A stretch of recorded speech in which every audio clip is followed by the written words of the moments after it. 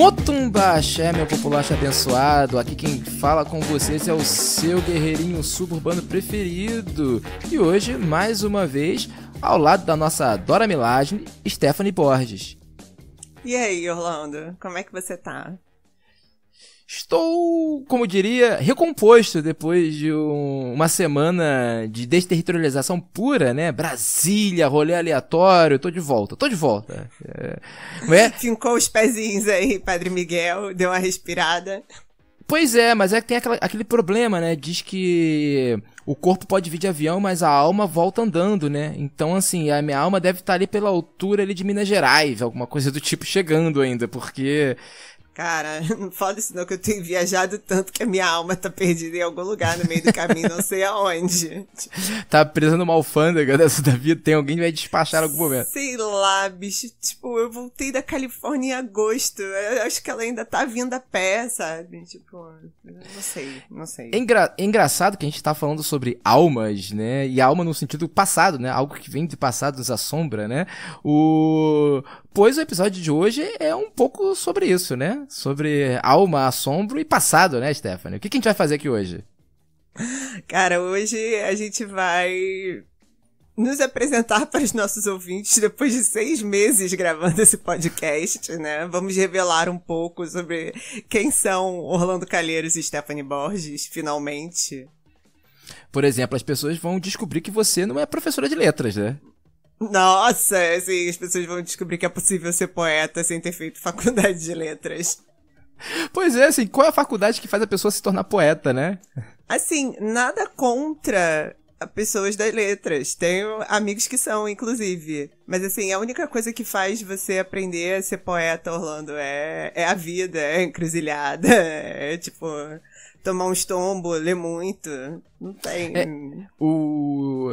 Eu não vou antecipar minha pauta, não, pois isso tem. Eu vou falar um pouco disso com você mais tarde, né? Mas só dizer que tem um análogo também com a fotografia. Todo mundo sempre me pergunta onde eu estudei pra ser fotógrafo e sei lá o quê. Eu falei, olha, eu sou. Como é que é? Filho da vida e neto da rua, sabe? Tipo, é isso. Assim.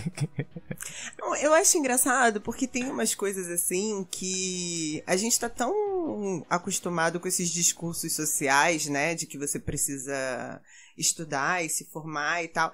E assim, tem algumas coisas que você, na verdade, aprende se cercando de um monte de referência, né? Assim, eu até aprendi a fotografar na faculdade de jornalismo. Mas, assim, nunca foi uma pretensão minha fotografar. Mas eu adoro ver exposição de fotografia, por exemplo. Pois é, eu acho que a gente falou, inclusive, um pouco sobre isso no episódio do David Bowie, né? Porque a criatividade, o ato criativo, né? Que ele não é uma inspiração divina, ele não é um dom, né? Na verdade, ele é um encontro, é uma série de encontros. E essa série de encontros é produzida quando você torna seu corpo superfície e faz com que referências se encontrem nele e aí vão se desdobrando em outras coisas. Então, por exemplo, para ser fotógrafo é fundamental consumir fotografia, né? Para ser escritor é fundamental consumir literatura, né? E se expor a outras coisas além disso, né? Enfim, mas o que eu acho engraçado é isso. Tem o caráter de experiência que constitui esse aprendizado. Que, cara, não vai ser você ficar sentadinho numa sala de aula que vai fazer funcionar, né? Você tem que andar por aí, você tem que olhar as coisas, você tem que escrever coisa ruim, jogar fora. É por aí que a coisa vai. Exatamente, mas não vamos antecipar a nossa pauta ainda não, porque eu tô com vontade de falar algumas coisas que eu vou falar na sua entrevista, porque é justamente isso, né? A gente não vai simplesmente se apresentar, a gente vai entrevistar um ao outro, né? Vai ser divertido isso. Eu, como uma jornalista, eu detesto responder entrevista e você é entrevistada por um antropólogo. Que situação que eu me enfiei, gente. Não, pois é, porque eu percebi isso, né? Eu, malandro que sou, você é especialista aqui em fazer entrevistas, né? Eu sou especialista como antropólogo em pirar. Então, assim, o que eu fiz, como nossos ouvintes vão perceber, né, é menos uma entrevista do que, digamos, um esforço criativo em paralelo, né? Tipo, eu analisei a sua obra como um tratado cosmogônico, né? E é isso que eu vou conversar com você. Cara, assim, eu acho que essa vai ser a entrevista mais louca que eu dei desde que esse livro saiu. Olha só, hein? Isso é uma responsabilidade. Pretendo não decepcioná-la. Inclusive, eu te disse isso, né? Que eu vou começar essa entrevista com uma pergunta... Eu vou fazer uma pergunta imbecil, né? Se tornar interessante, que é... Stephanie, que livro você levaria para uma ilha deserta? Cara, eu não acredito que você vai fazer essa pergunta pra mim, Orlando. Eu vou e você não vai reclamar. Isso é impossível. Isso é impossível. Isso é uma aposta que eu faço com você e com os ouvintes aqui de testemunha. Mas antes disso... Recadinhos da paróquia.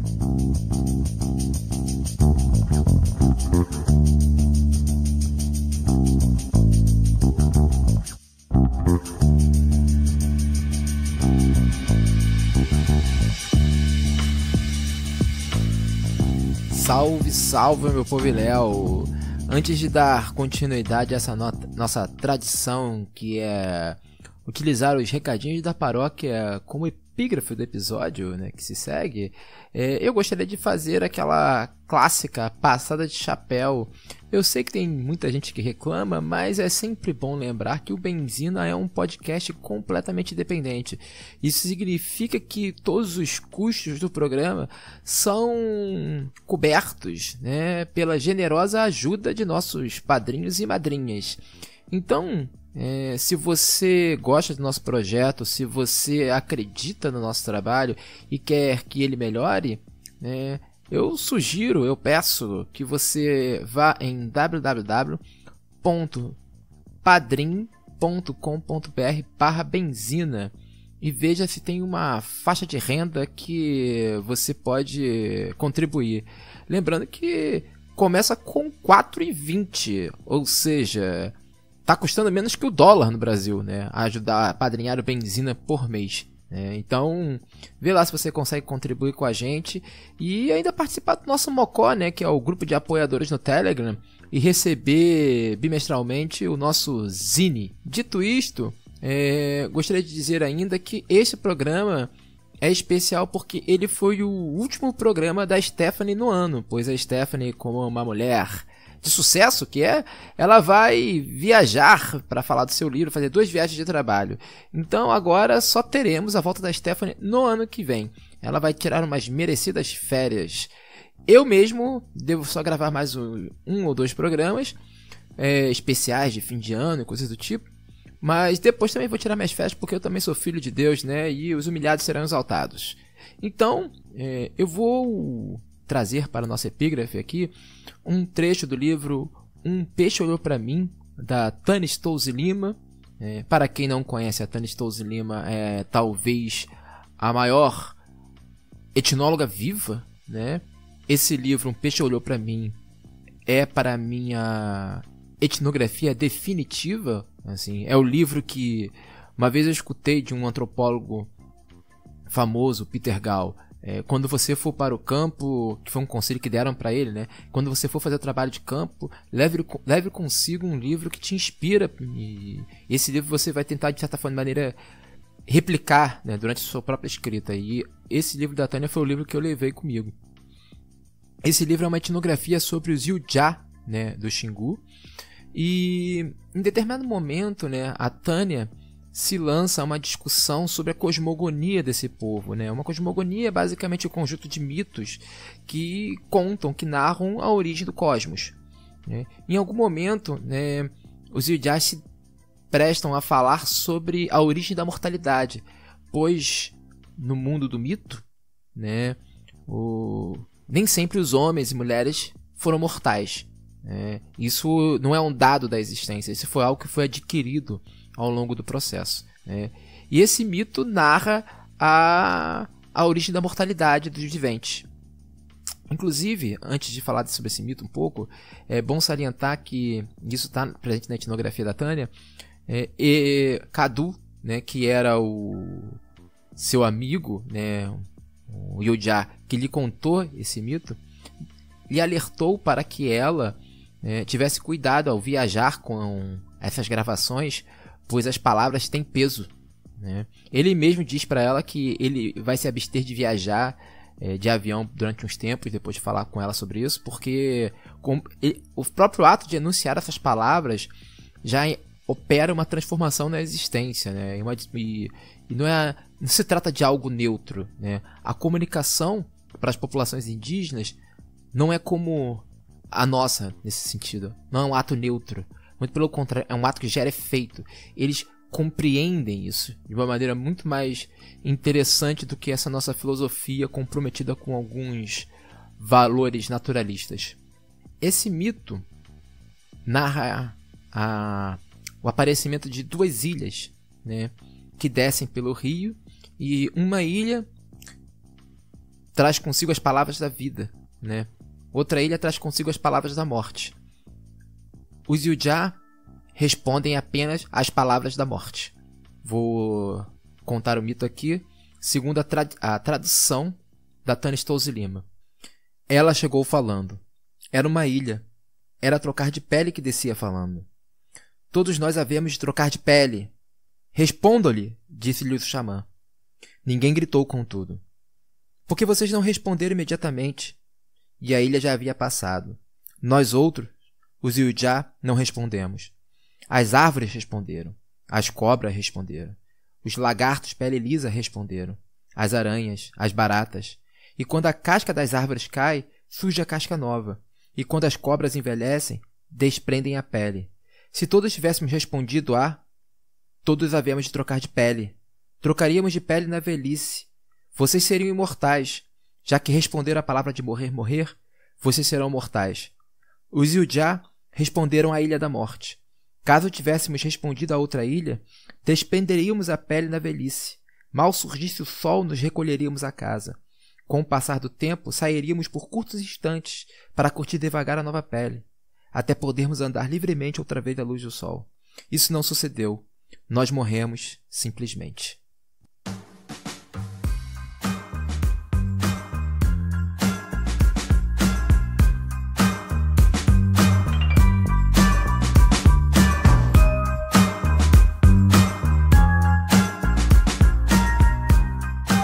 E aí, Orlando? Vamos começar? Tô pronto. Vamos lá, Orlando. Assim, esse episódio surgiu porque, assim, nossos trabalhos e as coisas que nos constituem vivem atravessando Benzina, né? A maneira como a gente escolhe as notícias, os comentários que a gente faz. E você, volta e meia, fala da sua experiência lá com Zé Kewara. Então, assim, vamos começar pelo começo. Como você foi parar lá, homem? Essa é uma pergunta extremamente complexa. Inclusive é uma pergunta que tem a sua dose de nunca foi sorte, sempre foi Exu. Pois, basicamente, eu era um jovem mancebo que despontava no campo da antropologia da ciência nessa época, né? Algumas pessoas não sabem, mas meu mestrado foi escrito sobre cetologia, ou seja, estudo de cetáceos, baleias e golfinhos. E chegou um momento que eu fui fazer meu doutorado, já no primeiro ano, eu estava trabalhando num projeto de ecologia na Amazônia. E eu basicamente estava muito infeliz com a minha vida. Enfim, foi o primeiro momento em que eu comecei a entender que eu lutava contra a depressão, né? E em determinado momento eu tive uma experiência com Daime, tive uma experiência com Daime meio em uma comunidade tradicional, como as pessoas gostam de dizer, e essa experiência me mostrou que o caminho que eu estava seguindo na academia não era exatamente o caminho que me deixaria feliz, né? Não era o caminho que me excitava, né? Porque eu tinha um problema, né, no sentido matemático, que meu problema é que eu acho que a existência citadina é sempre uma existência muito solitária, no sentido de que você não tem outro, né? E de que é necessário povoar o mundo com outros. Esse que sempre foi meu problema. Assim, meu problema inclusive como fotógrafo, como pessoa, né? Assim, é necessário que existam outros. A existência citadina, branca, enfim, ela é uma existência solitária e a experiência é solitária, né?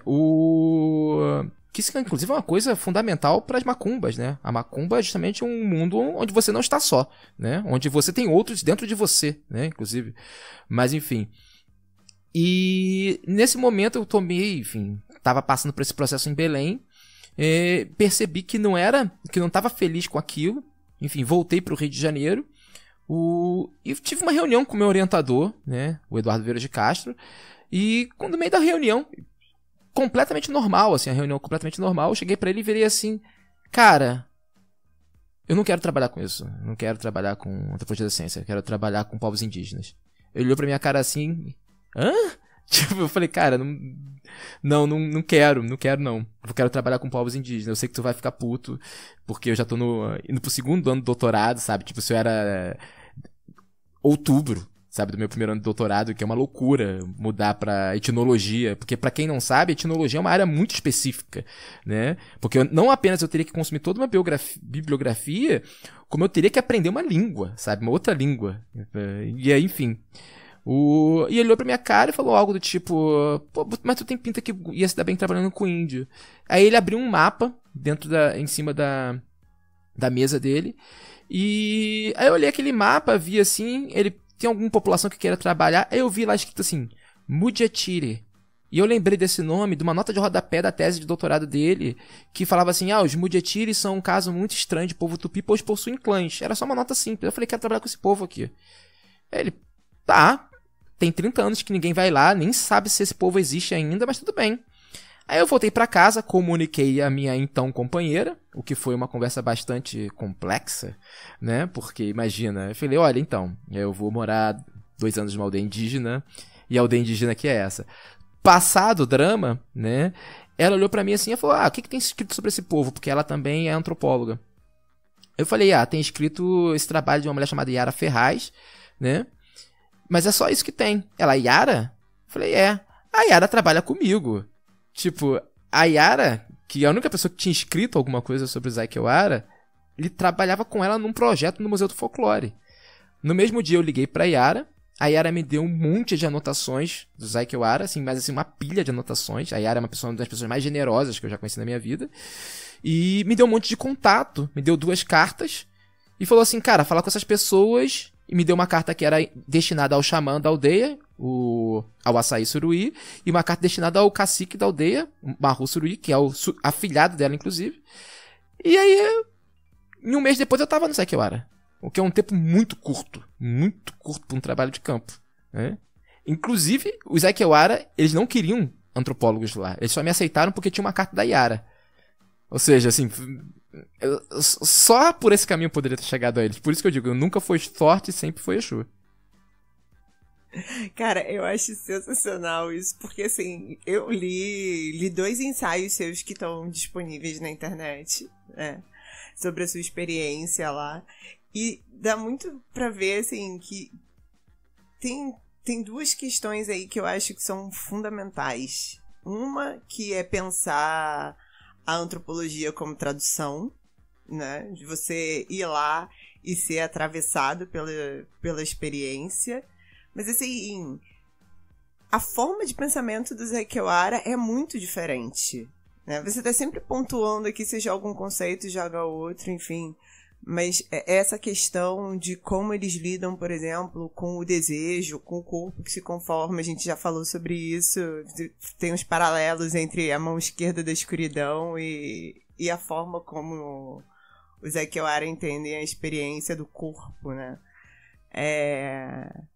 Cara, assim, é da ordem da macumba, né? Total, você ter chegado lá e ter conseguido ficar lá, né? De entender se deixar atravessar por um pensamento que é tão diferente do nosso. Mas esse é o filho de Ogum, né? Esse é o filho de Ogum. Assim, eu acho que um dos pontos fundamentais de ser um filho de Ogum é... Ogum é um conquistador, né? Assim, Ogum... Só que a conquista de Ogum não é uma conquista totalitária, né? Ele não quer fundar o Estado, né?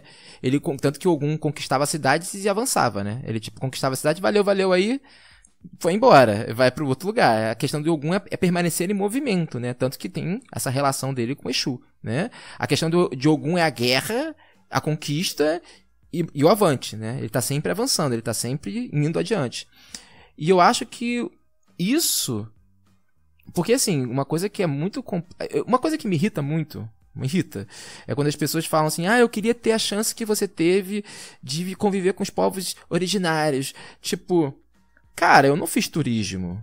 Eu peguei 2 malárias, sabe? Tipo, eu tive uma série de problemas de saúde, assim, eu passei perrengues do tipo passar fome, sabe? Assim, foram diversas questões, diversas provações corporais e existenciais, fora a solidão, né? Assim, a solidão dos primeiros meses, imagina você... Porque uma coisa é você viajar pra uma cidade estranha, sabe? Lá, vai pra Paris, você mal fala francês. Mas os referenciais são mais ou menos os mesmos. Você sabe o que um semáforo faz, sabe? Você sabe, os signos são muito parecidos. Você vê uma padaria, você sabe, eu sei que aqui eu consigo comprar pão, sabe? Entre os Aikewara, você não tem esses signos. Tipo, é tudo muito diferente. Você se torna uma criança novamente. E isso é uma experiência que era... Logo no começo, quem tomava conta de mim eram as crianças.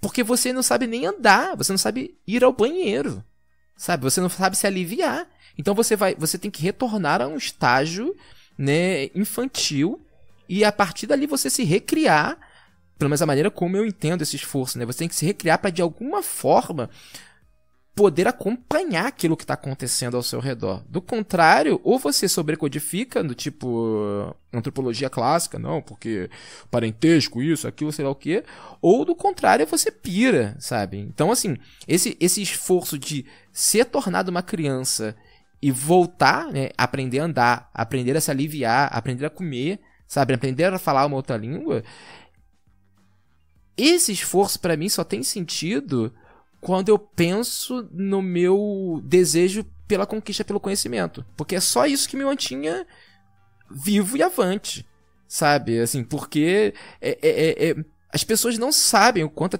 é aterrorizador, né? O quanto é você ter uma malaria fortíssima no meio do mato, literalmente, com a cidade mais próxima está a horas e horas de qualquer transporte, sabe? E você pensa assim, cara, literalmente eu posso morrer. Você se depara com a total fragilidade da sua existência, né? Tipo, e aí? O que eu cara, posso continuar aqui? É uma vulnerabilidade muito grande, né, cara? Você tá no meio de estranhos, você tá dependendo de pessoas que operam em códigos que você desconhece até você ser aceito, né? E nisso eu acho que não é só ser aceito, é até você começar a aceitar aqueles afetos que estão caindo sobre você. E isso, você falar essa coisa do macumbeiro, pra mim é importante porque é muito semelhante ao Amaci, né? Que é um momento em que você renasce dentro da Umbanda, do Candomblé, enfim. E aí você se torna literalmente um ignorante. Você literalmente se torna uma criança e uma criança ignorante, porque você não sabe nada. Você pode ter um monte de conhecimento teórico sobre aquilo, mas a vida cotidiana de um barracão, viver dentro de um barracão, é sobretudo viver uma coisa que se chama catar folha, né? Você tá sempre catando folhinha, né? Você tá sempre aprendendo uma coisa ali, uma coisinha aqui. Ninguém vai chegar pra você e falar assim, olha só, é assim, assim, assim, assado. Não. Você vai aprender coisa limpando o banheiro. Você vai aprender coisa, sei lá, fazendo comida, trocando a pele do atabaque. É assim que você aprende. E esse tipo de pedagogia com o qual eu tô acostumado na minha vida, né, foi fundamental para apreender, né, o Bateson fala uma coisa que ele chama o deuteroaprendizagem, né, tipo, aprender a aprender, né, tipo, eu acho que meu preparo na macumba me ensinou a aprender, né, tipo, porque é isso, você tem que se tornar criança e se despir de um monte de coisa, literalmente se despir, né, no Aikewara, o Clastes falava nu como um verme, né, tipo, você fica nu, né, tipo, como um verme, pra poder aprender, pra poder ser atravessado por esses afetos outros, né, radicalmente outros, porque, inclusive, isso dá problemas. Você quer comentar um pouquinho sobre isso, não? Pode ser, sabe? Eu já falei disso no episódio com a Dimitra Vulcana, inclusive, né? Porque eu, literalmente, entre os Aikewara, pra quem não sabe, eu vivi 18 meses lá, né? E esses 18 meses eu fui adotado por uma família, enfim, isso é uma coisa que é o normal do processo, né? Tipo, se você não for... Eu desconfio de... Sei lá, às vezes eu desconfio de pessoas que... Se você é uma pessoa razoável, né? Você consegue conviver com essas pessoas, você vai ser incorporado em algum núcleo familiar, porque é assim que funciona, pronto. E só que nesse processo você vai se transformando, você começa a comer com as pessoas, você começa a viver na casa delas, e sei lá o que, babá. E eu não era mais Orlando Calheiros, né? Eu era Tiwa, sabe? Tipo, eu fiquei sei lá, 18 anos, 18 meses da minha vida sendo chamado de tio A. Tio A. E assim, o tio A é uma existência alheia à minha pessoa, né? Assim, quando eu tava lá, as coisas que aconteciam aqui no Rio de Janeiro, com a minha família, por exemplo, quando eu morava lá, meu cachorro morreu. E eu tive essa notícia. Eu não sentia a morte do meu cachorro. Era como se fosse o cachorro de outra pessoa, sabe? Tipo, e quando eu tô aqui, eu lembro das experiências que eu tinha lá, era como se fosse com outra pessoa. Né? Eu fui sentir a morte do meu cachorro, por exemplo, a posteriori, assim. Eu vi uma foto dele, de repente, caraca. E aí bateu, sabe? Mas quando eu tava lá, eu não tive essa experiência. E isso é engraçado porque eu não percebia isso. Eu só fui perceber isso quando eu fui pra lá com uma ex-companheira minha. E ela falou assim, quando eu entro na aldeia, ela falou assim, o teu jeito de andar muda, a sua voz muda. Não é só porque eu tô falando outra língua, sabe? Tipo, ela assim, você muda. Não é o Orlando que tá ali. Ela falava assim, claramente, não é o Orlando aqui. Tipo, e chegou em determinado momento que eu via um conflito, né? Entre o tio A e o Orlando, né? Tipo, mas enfim, isso é uma questão que eu não resolvi ainda. Não, e assim, você nem precisa resolver isso, nem precisa desenvolver. Eu só queria que você falasse isso, porque assim, eu acho que tem uma questão que é, a gente vive imerso, né, em linguagens e códigos, e é muito difícil a gente parar pra pensar que uma experiência radical dessa, às vezes, é uma outra forma de vida, então é outra pessoa. Assim, é muito fácil você imaginar, sei lá, sentado na sua casa, que você seria outra pessoa se você tivesse nascido em outro lugar. Agora, ser outra pessoa em outro lugar, sabe? Tipo, realmente se prestar a isso é um processo muito radical. O Levi-Strauss, ele falava disso, ele falava da etnologia como uma espécie de vocação, né? Tal como a música, a matemática, existem indivíduos que têm vocações para a etnologia, porque uma das questões fundamentais da etnologia é que você vai ser sempre uma espécie de amputado, né? Assim, você nunca vai ser exatamente um membro daquele grupo, do seu grupo original, você nunca vai conseguir voltar para ele, mas você também tampouco vai ser um membro daquele grupo que você escolheu conviver, né?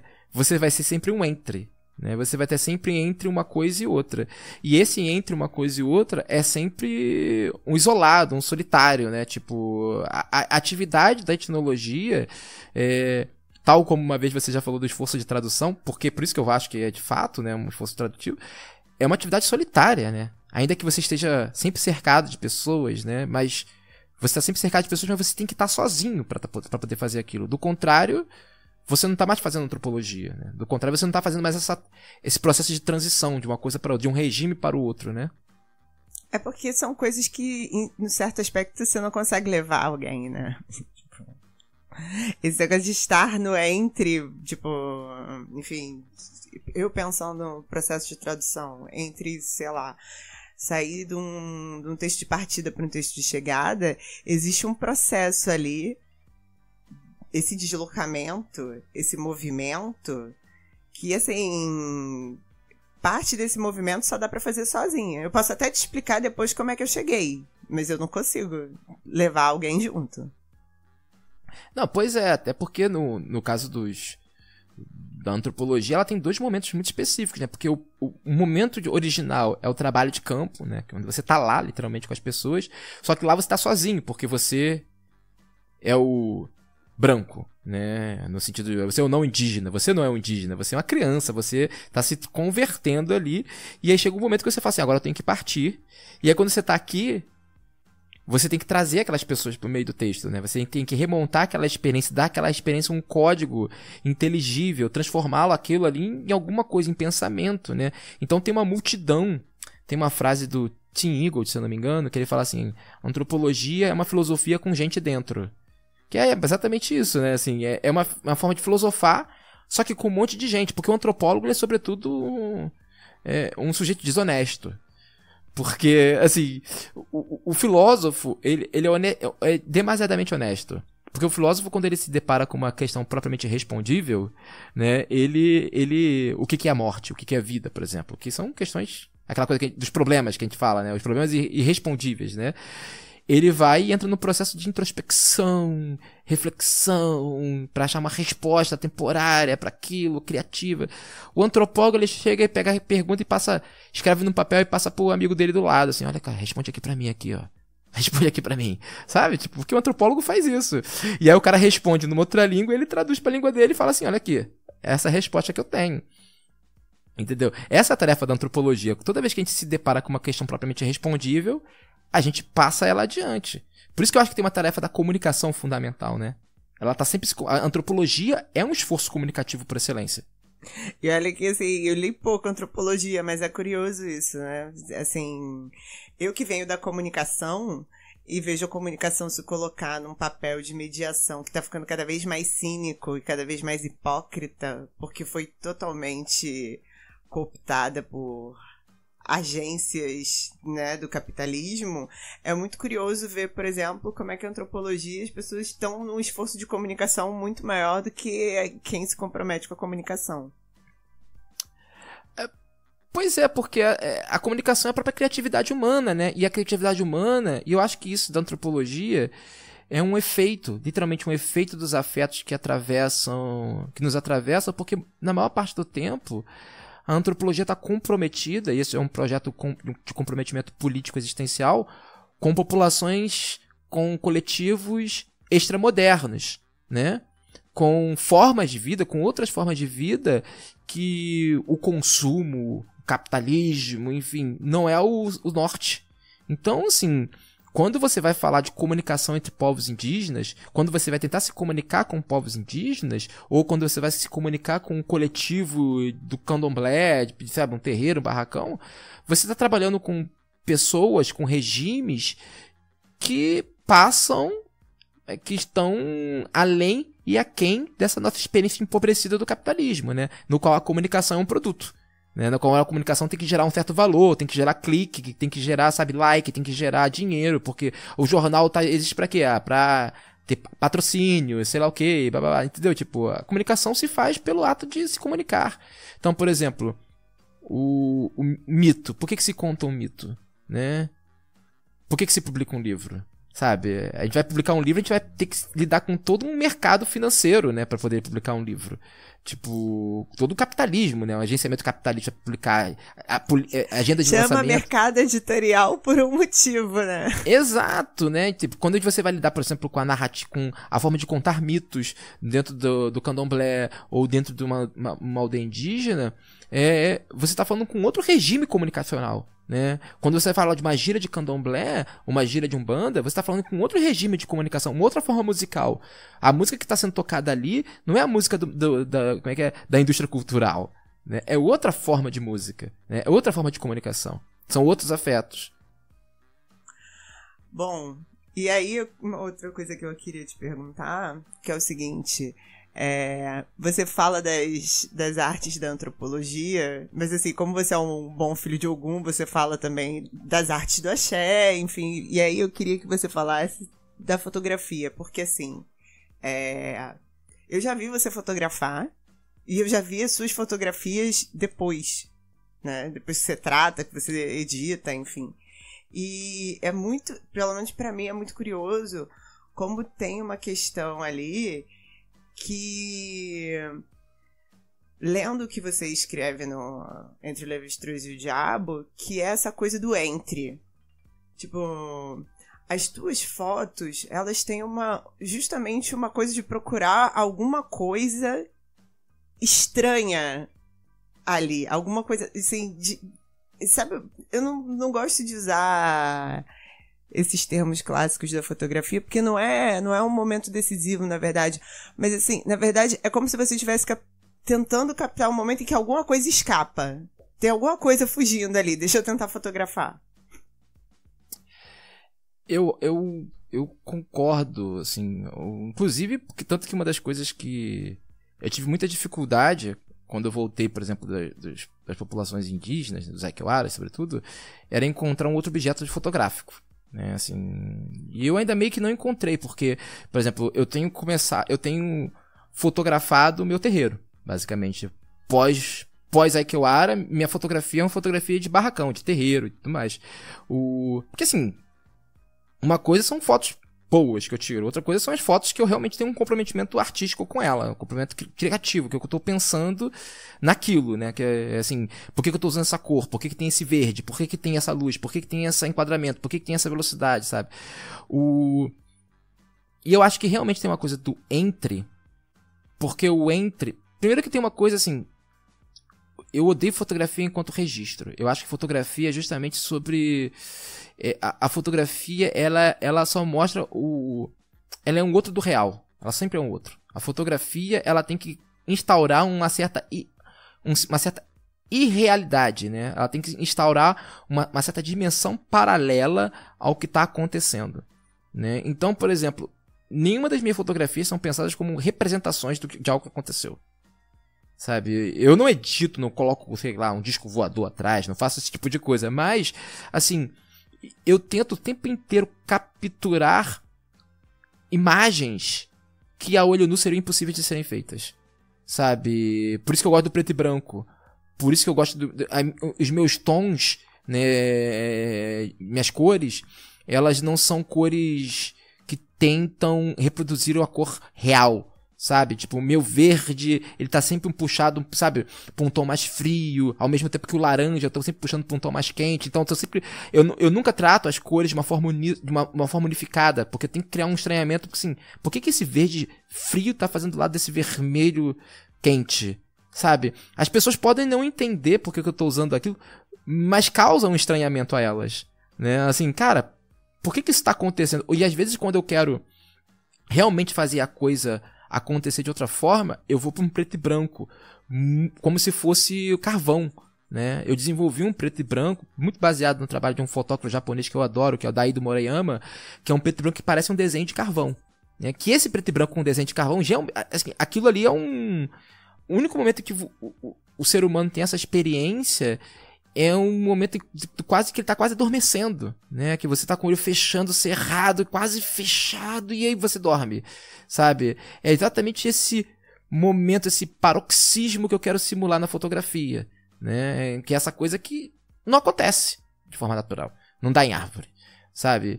E ao mesmo tempo, essa era uma das minhas obsessões. A outra, você falou uma coisa que é interessante, porque eu não sei se você já viu essas fotografias, mas durante muito tempo eu fui obcecado por olhares, né?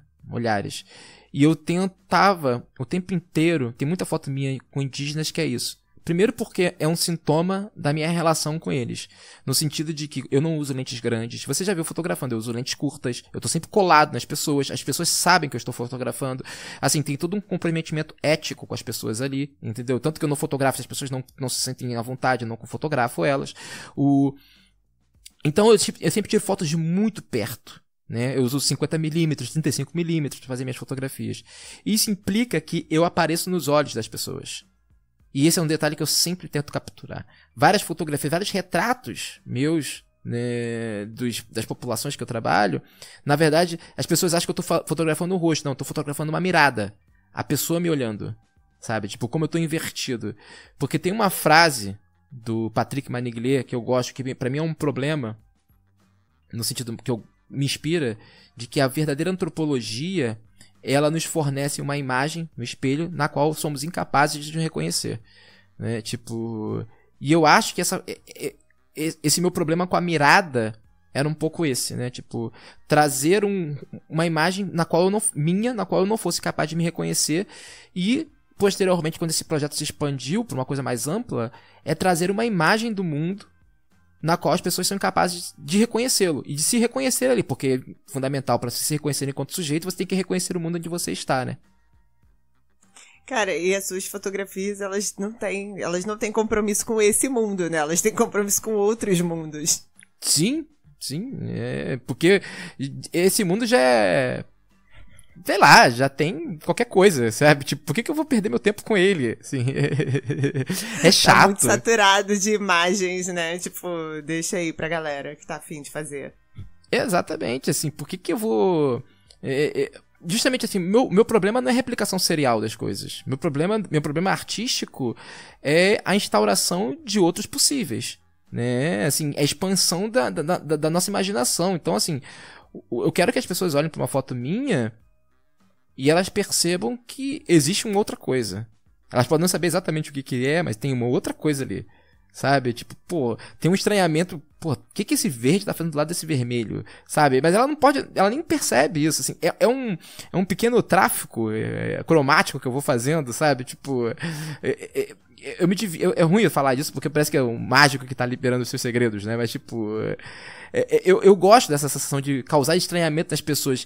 Inclusive, aí tem um efeito que às vezes é meio complexo de lidar. Que, por exemplo. O Zaiki, eu faço 2 fotos, né? Por exemplo, o Zaiki Owhara e até pro pessoal do Barracão. Né? Uma foto que eu sei que é a foto que eles querem e outra faço a minha foto. Né? Porque as pessoas, no geral, quando querem uma foto sua, elas não querem ver desse jeito, né? Tipo, elas querem se ver na foto. Ela, pô, tô aqui, sei lá o que. Não, eu quero produzir uma outra coisa, piração e tal. Mas eu entendo perfeitamente esse distanciamento. E eu acho interessante pensar nisso, né? A representação que as pessoas querem e o projeto artístico meu, né? Tipo... Cara, mas eu acho isso, pelo menos assim, é honesto, porque você já sabe, você já entrega pra pessoa a foto que ela quer, né? Enfim. Mas eu acho muito louco isso, porque você tá lidando justamente com isso, você tá lidando com a imagem do outro, e isso é uma coisa muito delicada, né? Sim. Então, tem esse limite de que ao mesmo tempo que você tá fotografando alguém, você tá buscando alguma coisa que tá pra além daquele alguém que tá ali. Sim, e eu acho que isso tem muito a ver com antropologia, no sentido de que a antropologia não é uma representação do outro, né? A antropologia não é... Eu não tô falando da realidade do Zaiki Owhara. Eu tô produzindo com o Zaiki Owhara, né? Eu tô produzindo uma filosofia com aquilo, com a experiência que eu tive com o Zaiki Owhara, sabe? Entendeu? Tipo, é uma outra sorte de processo criativo. Não é simplesmente uma representação do real. Porque isso seria uma versão muito empobrecida da antropologia.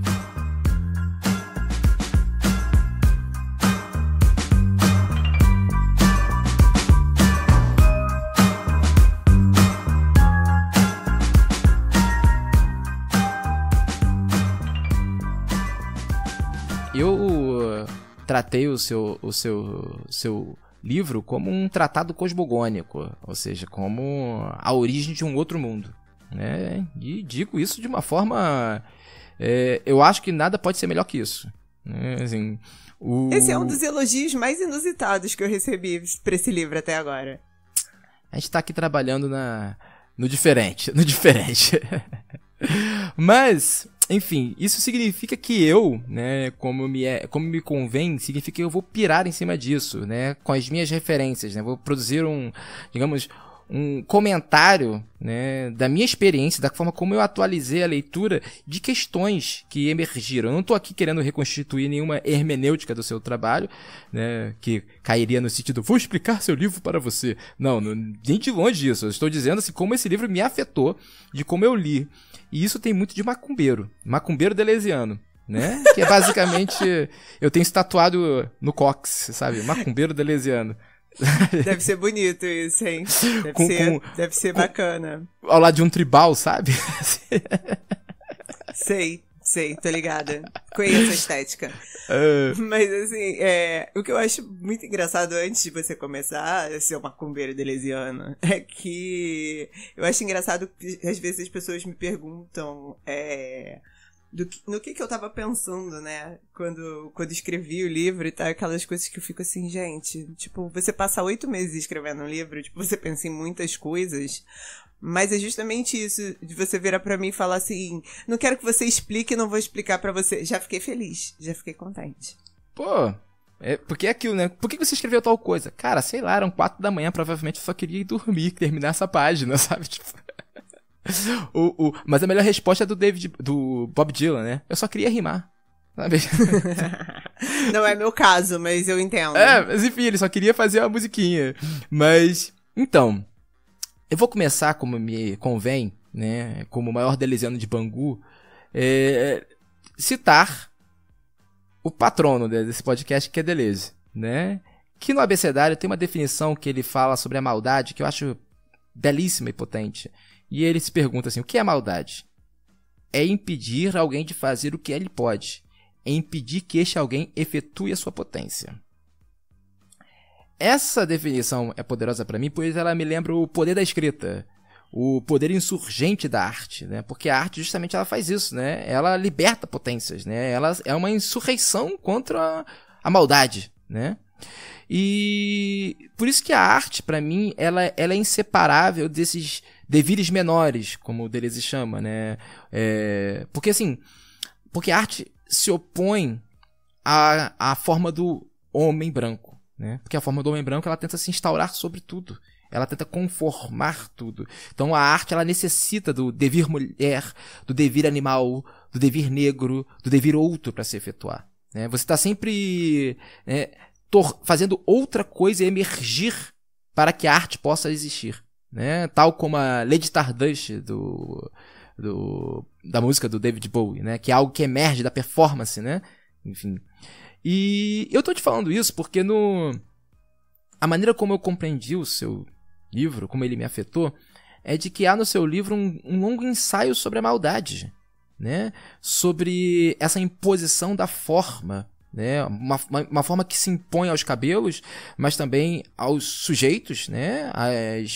Aos corpos, às existências, né? Uma certa tentativa de conformar essa existência, torná-la, digamos, um acessório de uma expectativa branca, né? De uma expectativa desse mundo mal, né? E eu acho que é interessante porque o seu livro tenta o tempo inteiro subverter isso, né? Apostando, digamos, no inacabado, né? No amorfo, ou no volume que escapa, né? Está sempre apostando numa espécie de mistério. Inclusive, uma coisa que me chama a atenção, inclusive, no título, né? Talvez precisemos de um nome para isso, né? Um nome que você persegue, mas nunca encontra, né? Tipo, é um nome, né? Assim, você não fecha isso com o nome, você não enclausura o seu ato com o nome, né? Você está sempre perseguindo, digamos, o inanimável, né? Aquilo que não pode ser dito. E isso é interessante, né? Porque o objeto do seu livro, prioritariamente, são esses cabelos como sujeitos que são libertos dessa forma pré-estabelecida, né? Da forma do ferro aquecido, né? São libertos do código branco.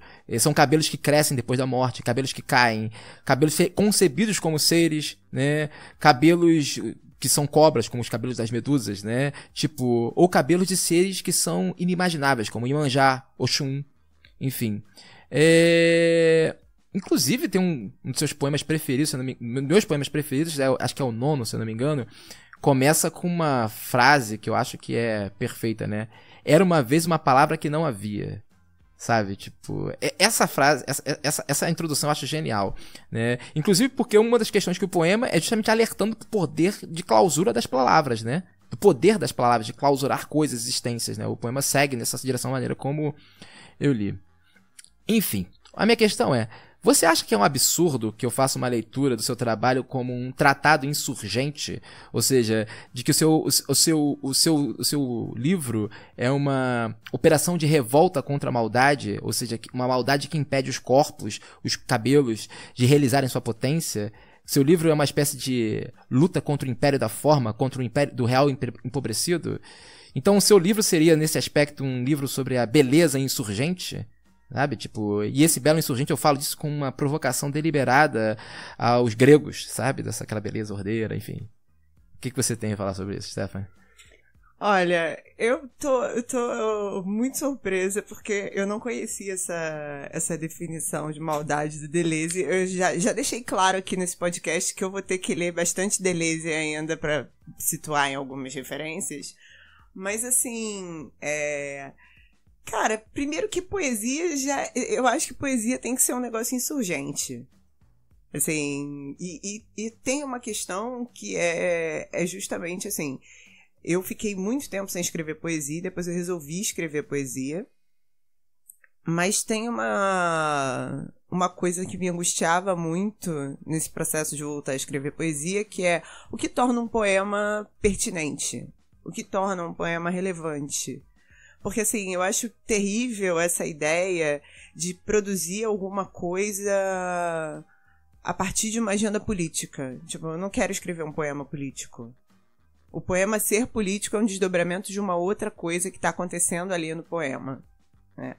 E aí, assim, quando eu resolvi escrever sobre cabelo, na verdade, eu estava pensando sobre várias experiências do corpo. né? E assim, eu comecei usando os cabelos porque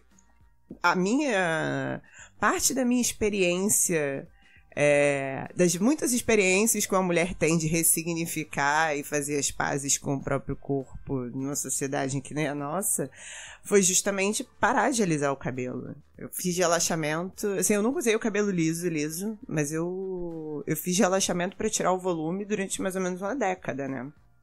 E aí, no momento em que eu cortei toda a química do meu cabelo, eu descobri várias coisas a meu respeito, inclusive que eu não fazia ideia de como era a textura do meu cabelo. E tive uma série de experiências por causa disso. Então, assim, acabou que rolou uma confluência de insurgências aí entre perceber quem eu me tornei no momento que eu resolvi rejeitar um determinado padrão estético, rejeitar uma determinada ideia de poesia que deveria ser fácil, agradável, inteligível, sabe? Essa coisa que você falou sobre apostar no inacabado é uma questão. Tem partes com omissões propositais. Outro dia eu tava falando, quando eu fui lançar o livro em Recife, alguém me perguntou, tipo, mas você deixa palavras soltando, assim, você cortou, tipo, eu falei, mas você sabe como é que termina isso aqui? Você sabe qual é a palavra que devia vir aqui no final desse verso? Aí a pessoa, mas por que você não escreveu? Eu falei, se você sabe, eu tô apostando na tua inteligência, eu tô confiando nisso, sabe? Tipo, aproveita.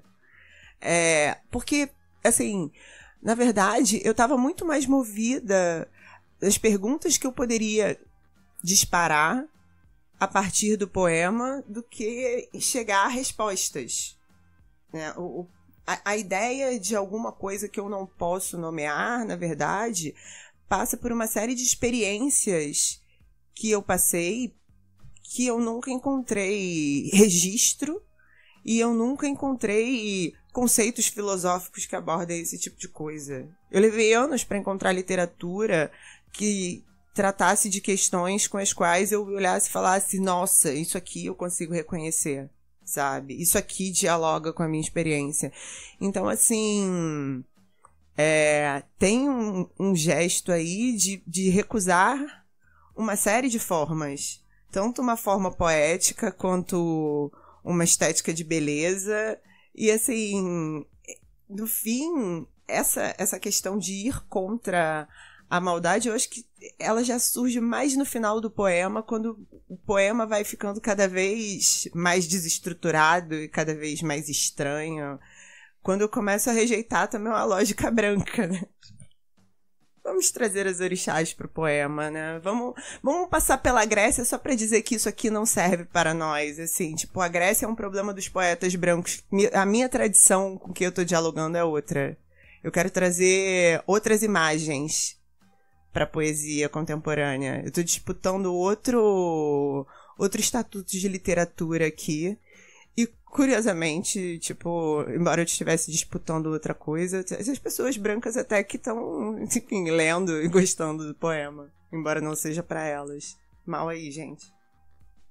Mas você falou uma coisa, você usou uma palavra que é uma piração nossa, né, sobre o corte, né, que uma vez você me contou isso, eu não me recordo se foi ao ar ou se foi uma dessas conversas, essas preleções que nós fazemos antes dos episódios, que...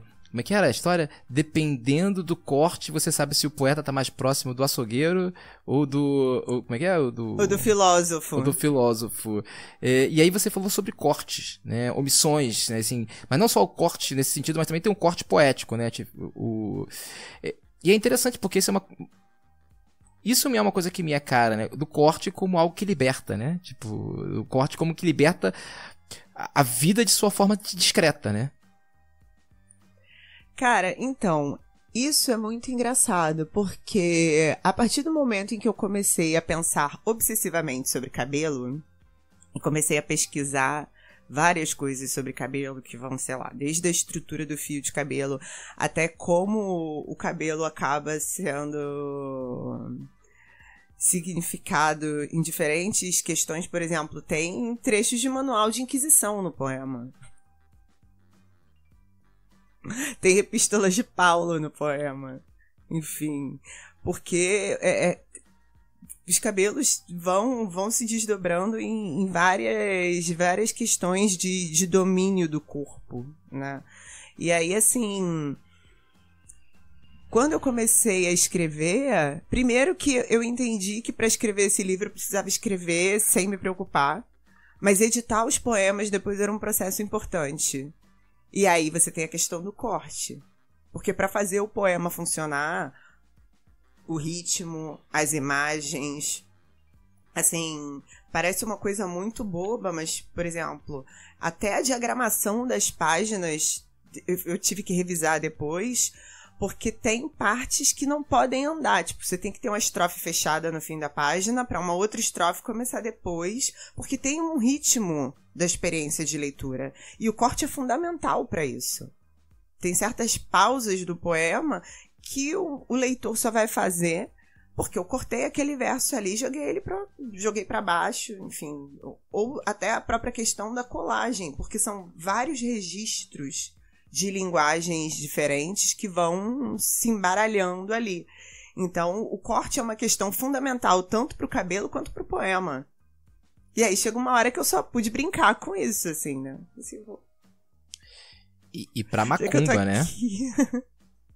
E pra macumba, né? Mas a macumba surgiu depois. A macumba, assim... É engraçado isso, porque esse livro... Depois eu descobri, a Bell Hooks tem um ensaio maravilhoso no Erguer a Voz, que se chama da autorrecuperação, em que ela fala que a escrita de literatura é o que permite que uma mulher negra deixe de ser um objeto e se transforme numa sujeita.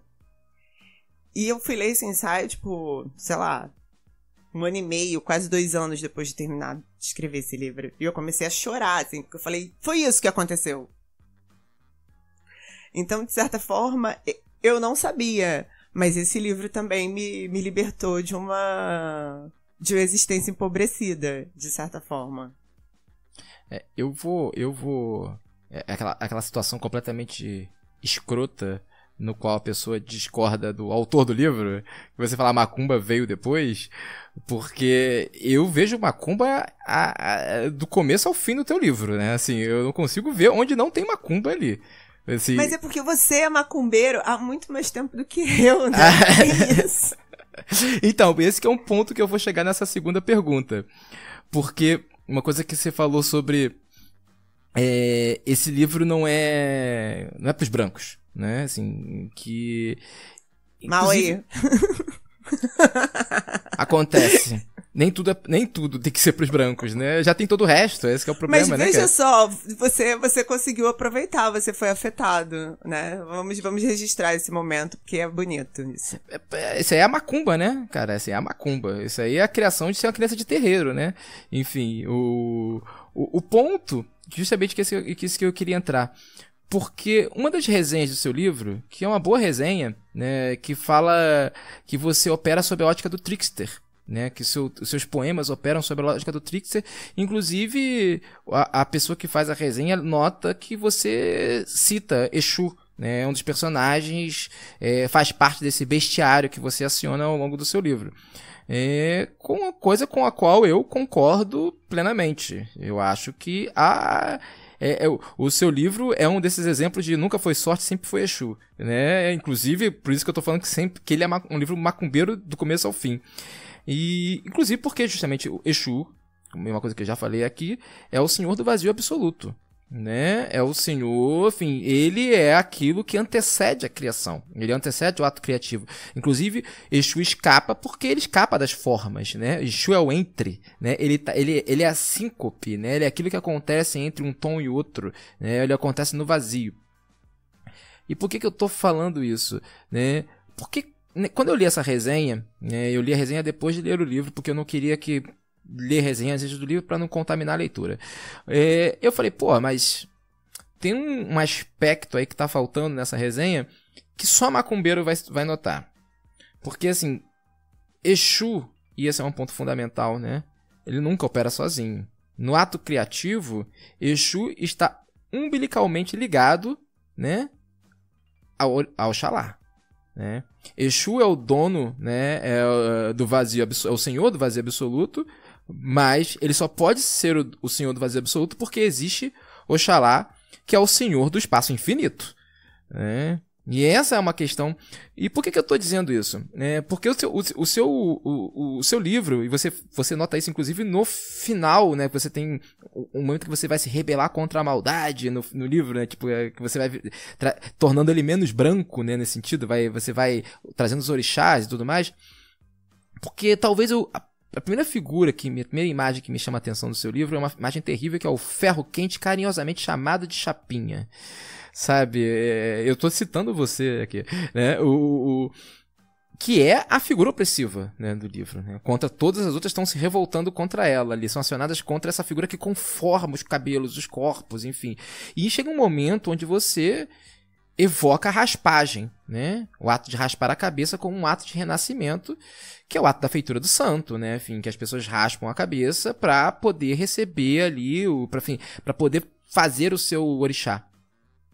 Inclusive, a gente comentava isso antes né, falando com você sobre isso, de que como, por exemplo, você vê um filho de santo, né, do candomblé com cabelo grande, já é sinal da idade daquela pessoa no santo, né, do sinal do tempo passou, né, sinal que ela já renasceu tem algum tempo.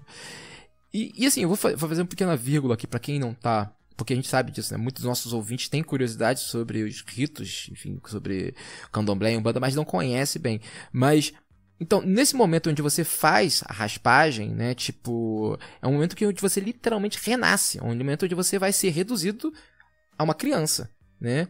E nesse momento você só funciona com as forças dos seus orixás, tanto que você tem que ficar no terreiro, recluso, você não pode comer qualquer coisa, você tem toda uma alimentação restrita, você não pode, você tem que dormir numa esteira, você só pode, sabe? Você tá ali vivendo tal como uma criança, as pessoas vão tomar conta de você, né? Nesse momento, você está sendo, literalmente, você vira uma criança para você se libertar daquela existência que lhe condicionava a ser um ser típico de uma realidade empobrecida. Naquele momento em diante, você vai se confundir, né? A sua existência vai se confundir ainda mais com a existência dos seus orixás, né? Você não é mais apenas uma pessoa, né? Você é um entre um ser, né? Entre um corpo e os orixás. Você renasce sob o signo de uma outra criatividade, que é a criatividade do axé, né?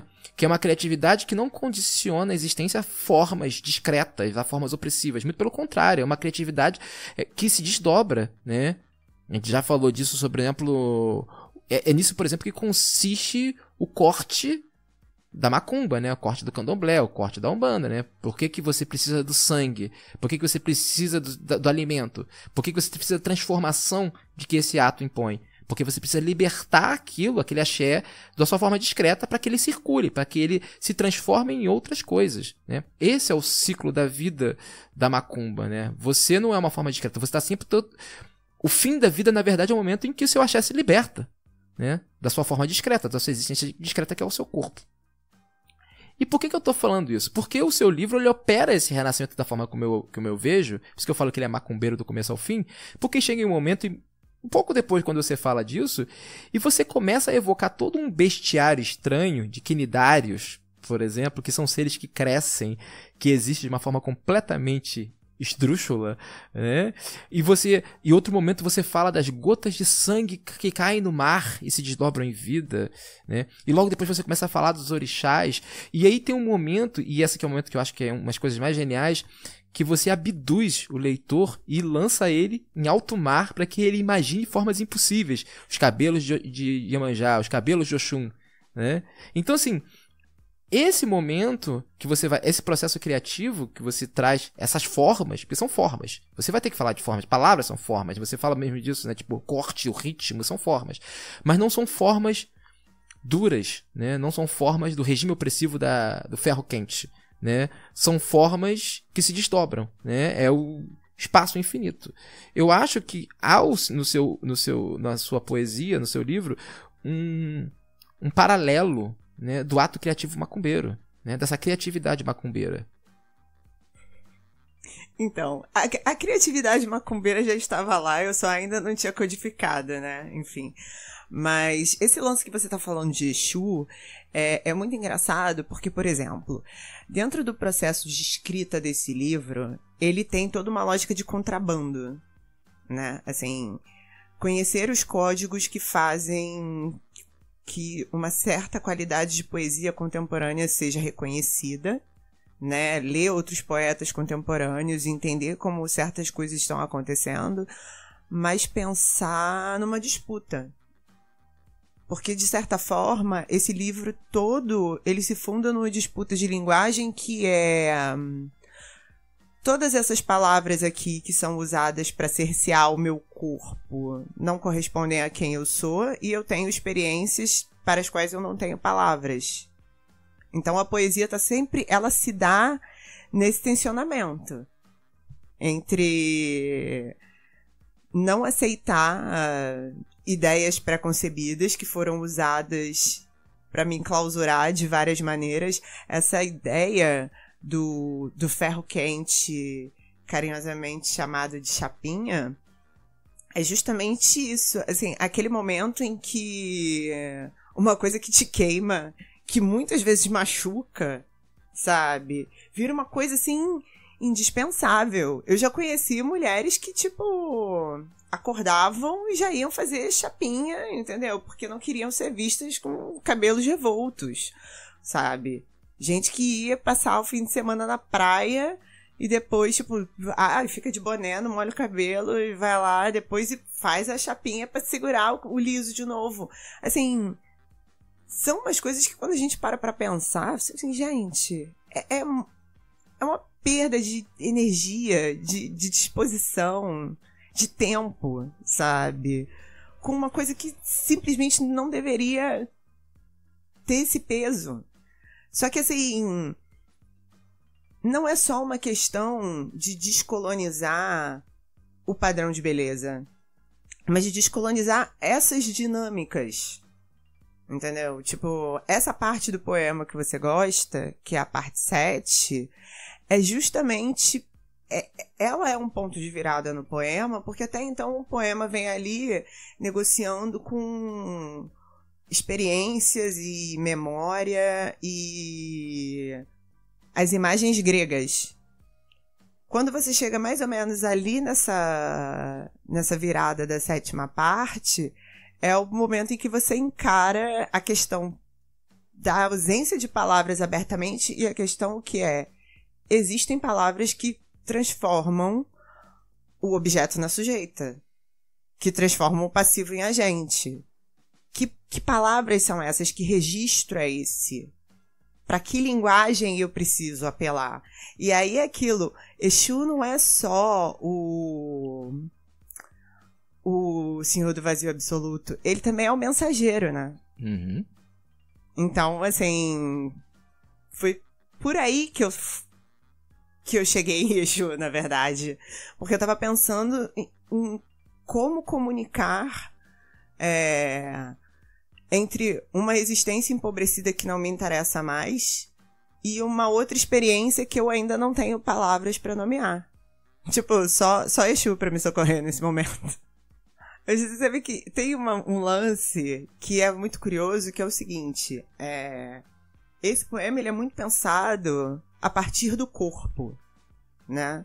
E aí a questão toda esse corpo, né, que o tempo todo é bombardeado por uma série de discursos que vão de, sei lá, coisas que as pessoas dizem, a publicidade, as conversas com amigos, amores, família, enfim. Todas essas coisas vão constituindo, né, esses atravessamentos do corpo. E a macumba, ela tem essa questão, né? Quando você vai numa gira, forças te atravessam ali que não são necessariamente comunicáveis, entendeu? A gente não tem vocabulário, às vezes, para explicar o que é que você sente quando você vai numa gira, sabe? Você vai lá para sentir. E isso é uma coisa que eu tenho pensado muito em como a macumba e a poesia que me interessam caminham juntas, Porque eu gosto de pensar que o poema é uma experiência. O poema é uma desestabilização da linguagem justamente para fazer você questionar. Tipo, tem uma poeta que eu gosto demais, que é a Ana Cristina César, que ela fala que poesia é qualquer coisa que te tira do eixo. Porque é isso, assim, você lê um poema e fala, cara, tem alguma coisa aqui, pode ser uma coisa que te escapa, alguma coisa que você não sabe o que é, alguma coisa que traz uma imagem que você vira e fala, putz, nunca tinha pensado nisso antes. Mas, assim, o poema não tá ali pra ser decifrado. O poema não é uma charada. O poema tá ali pra evocar alguma coisa. Que pode ser, enfim, pode ser o deleite da linguagem, pode ser o riso, pode ser um certo incômodo, porque cada leitor tá colocando uma série de referências em jogo. Mas esse é um poema que vem do corpo para mobilizar outros corpos. Entendeu? E nesse ponto ele é totalmente macumbeiro. Inclusive, isso vai direto para a minha próxima pergunta, né? Porque, justamente,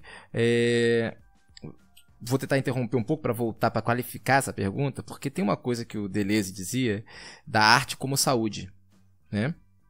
Porque ele começa falando algo do tipo, escrever não é contar suas próprias lembranças, seus lutos, suas tristezas, né? Ele vai dizer que a escrita, ela atua numa direção inversa, né? Ela descobrindo na existência singular das pessoas um impessoal, uma espécie de um impessoal que afeta outros, né? Então, assim, justamente a capacidade da comunicação, né? Comunicar uma experiência é isso, né? Transformar algo pessoal que é capaz de afetar outros, né? Enfim. E tem uma coisa que ele fala que eu acho belíssima, né? As duas primeiras pessoas do singular não servem de condição à enunciação literária. A literatura só começa quando nasce em nós uma terceira pessoa que destitui do poder de dizer eu, sabe? E esse ponto é interessante, né? Porque em outro momento Deleuze vai falar que, por exemplo, você não escreve com suas neuroses, né? Você escreve contra sintomas do mundo, né? Então, por exemplo, sei lá, a depressão não é um estágio, não é uma coisa minha, né? A depressão é um estado do mundo no qual, eventualmente, eu caio, sabe? E contra o qual eu produzo coisas contra, sabe? E aí, por que ele está falando disso, né? Porque ele vai falar, né, de que o empreendimento da literatura e da arte em si, dá para trazer isso nesse nível, ele é um empreendimento contra esses sintomas, né? Por isso que ele vai falar da literatura como um empreendimento da saúde. E aí tem uma coisa que ele fala que eu acho que é belíssima, né? Não que o escritor tenha forçosamente uma saúde de ferro, mas ele goza de uma frágil saúde irresistível, que provém do fato de ter visto e ouvido coisas demasiado grandes para ele, fortes demais e respiráveis, cuja passagem o esgota, dando-lhe contudo devires que uma gorda saúde dominante tornaria impossíveis. Do que viu e ouviu, o escritor regressa com os olhos vermelhos, com os tímpanos perfurados. Qual saúde bastaria para libertar a vida em toda parte onde esteja aprisionada pelo homem e no homem, pelos organismos e gêneros no interior deles? Assim, eu acho... A maneira, eu li o seu livro e automaticamente essa frase, essa passagem do Deleuze me veio à mente. Porque eu acho que há no seu livro uma revolta contra determinadas condições do mundo. Essas condições que você fala, que atravessaram a sua própria experiência pessoal, enfim, contra as quais você não tinha você não tinha palavras, você não tinha nomes para dar conta dessas experiências, né? E, enfim, e um dos problemas, né? Na verdade, a solução que você encontra para isso me lembra algo que o Deleuze, mais uma vez, né? Eu estou extremamente deleuziano hoje, mas enfim, fala que ele diz que a literatura, enquanto um esforço de saúde, né, enquanto ato de saúde, consiste em inventar um povo que falta, que é justamente para resistir a essas condições do mundo, né? Não é um povo que é chamado a dominar o mundo, né? Mas um povo menor, eternamente menor, um povo que talvez só exista nos átomos do escritor. Pode parecer muito louco o que eu estou dizendo, mas enfim. A questão é que o seu livro, né, me parece um desses exemplos de livros que trazem consigo um povo menor, né? É bom falar porque às vezes esse conceito de Deleuze causa problema, né? quando se diz menor, não de menos importante, mas menor de não régio, né, de não estatal, né, menor, e a potência do menor é fundamental afirmá-la, né. E eu digo isso porque o seu povo traz consigo, você fala isso, que é um livro sobre o corpo, né, é um livro sobre um corpo para afetar outros corpos, e esses outros corpos formam um povo que ainda falta, um povo que ainda não tem um nome, né, um povo que traz consigo, né, um povo cujo bestiário, né, vamos falar, todo povo tem um bestiário, é um bestiário não familiar, um povo cujo bestiário tem quinidários, medusas, né, orixás, né, esse é o povo que a sua poesia traz com ele, um povo, e aí eu vou parafrasear algo que você fala, né, falando dos cabelos, mas eu acho que é interessante falar desse povo nesses termos, um povo cujo volume, a textura, ocupam um espaço, criam uma inquietude e não combinam com as possibilidades consideradas razoáveis. Eu acho que essa figura desse povo que você traz consigo é uma figura extremamente potente. Por isso que lá do começo eu estou falando da sua poesia como uma poesia insurgente, né? Porque é um povo que justamente desafiam aquilo que se considera razoável, né? Desde o cabelo alisado, desde uma existência empobrecida no sentido de que você tem que ser tal coisa que lhe foi imposta por um mundo régio, blá blá blá blá blá blá. Por isso que eu acho que mais uma vez eu vou voltar à ideia dessa iniciação macumbeira que você traz no seu livro, né? O que a iniciação macumbeira ela faz? Ela prepara os nossos corpos, né, meu em menor espécie, porque eu sou Ogã, né, mas enfim, mas os corpos no geral, para receberem povos, né, para receberem outras existências, né. Assim, o que a feitura faz?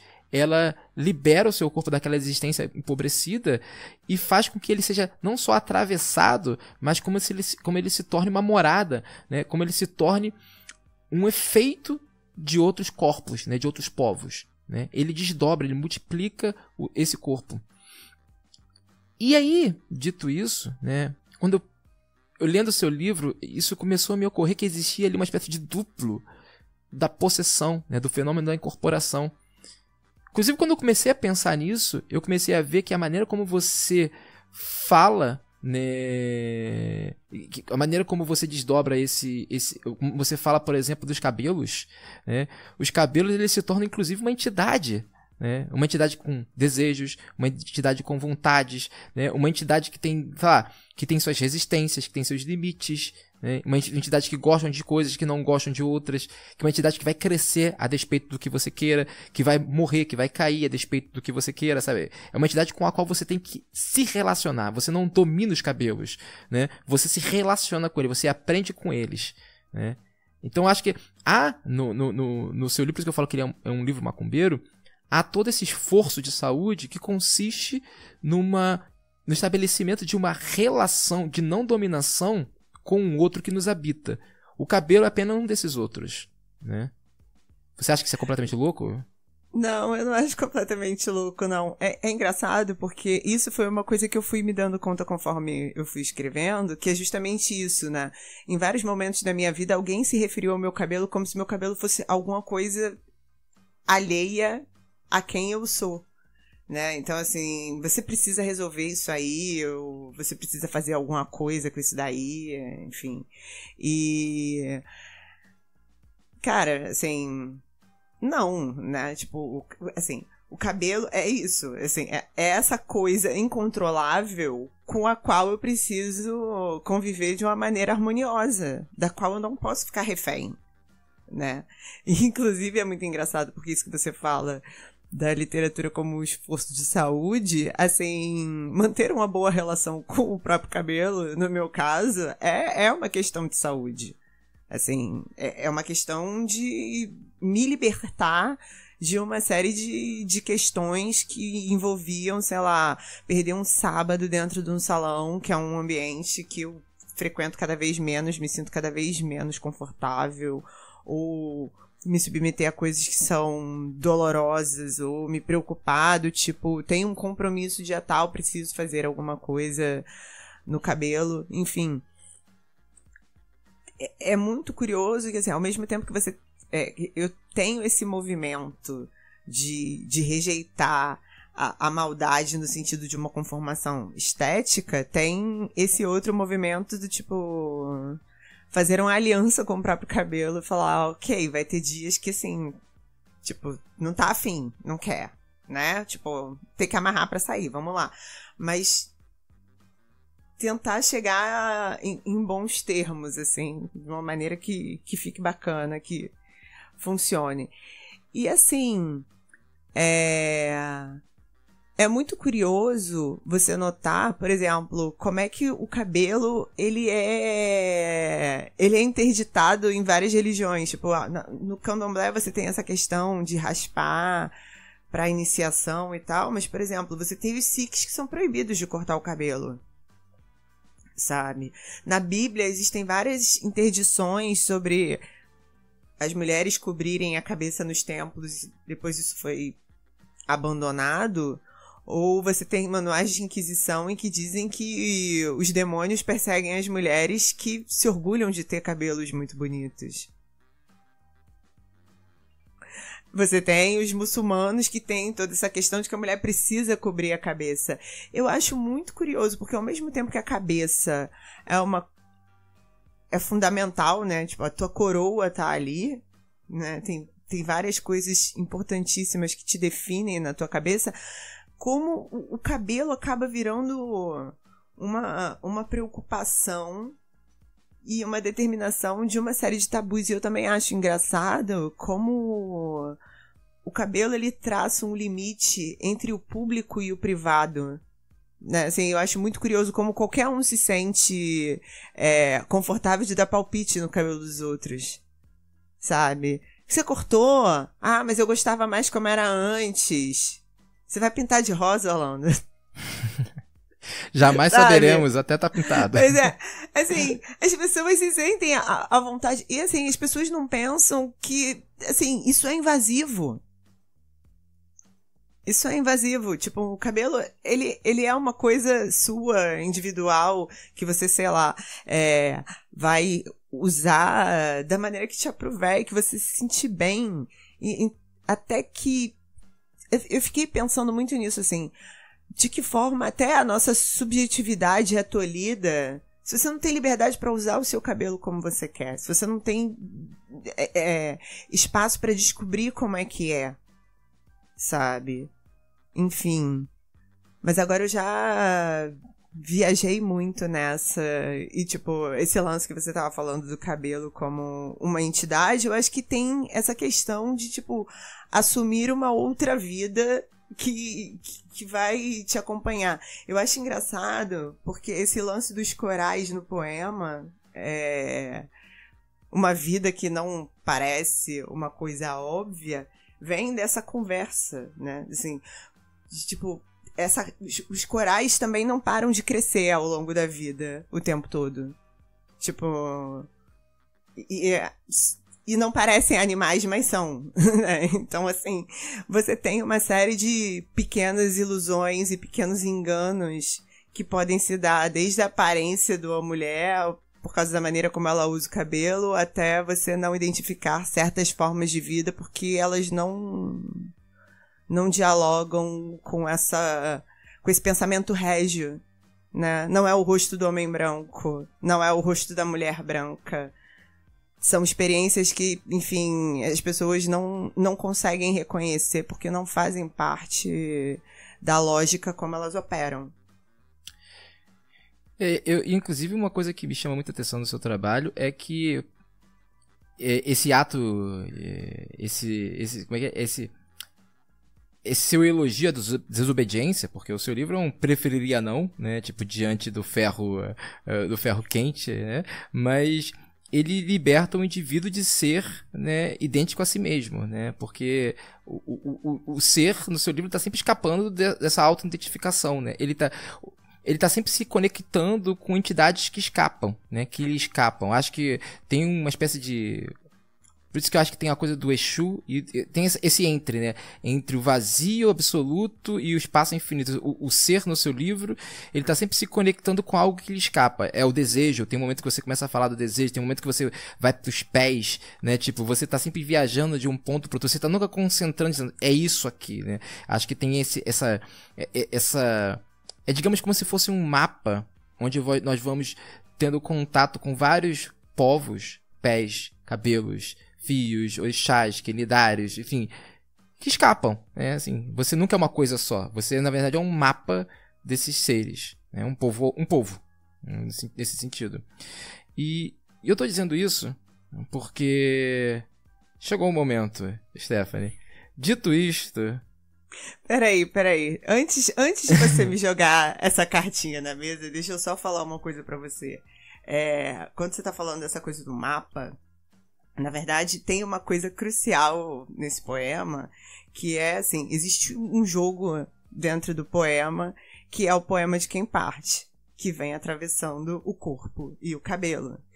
E, assim, essas coisas que vêm pinçadas, né, assim, os pés, o braço,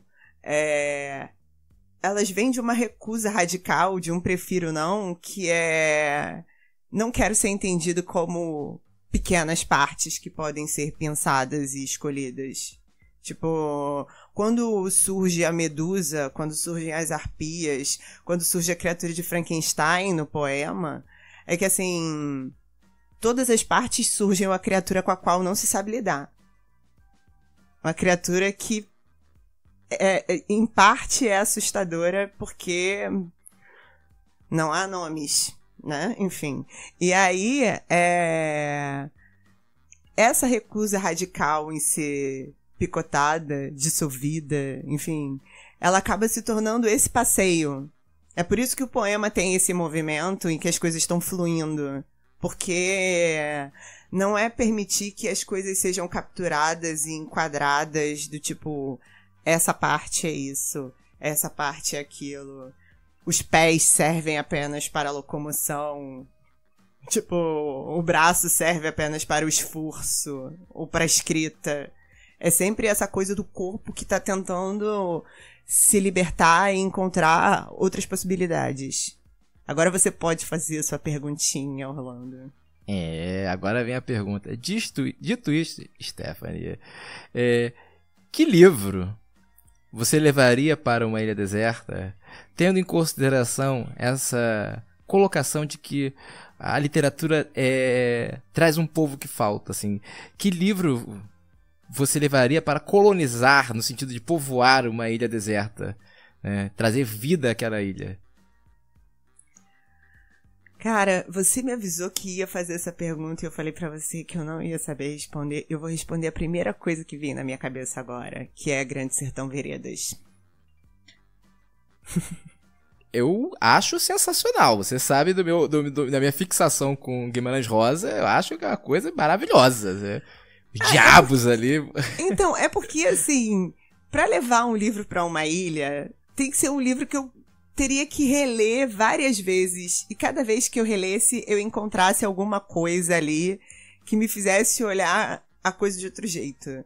E Grande Sertão tem todas essas camadas, né? Ele tem essa coisa da disputa da linguagem que me interessa. Ele tem a coisa do som, do ritmo.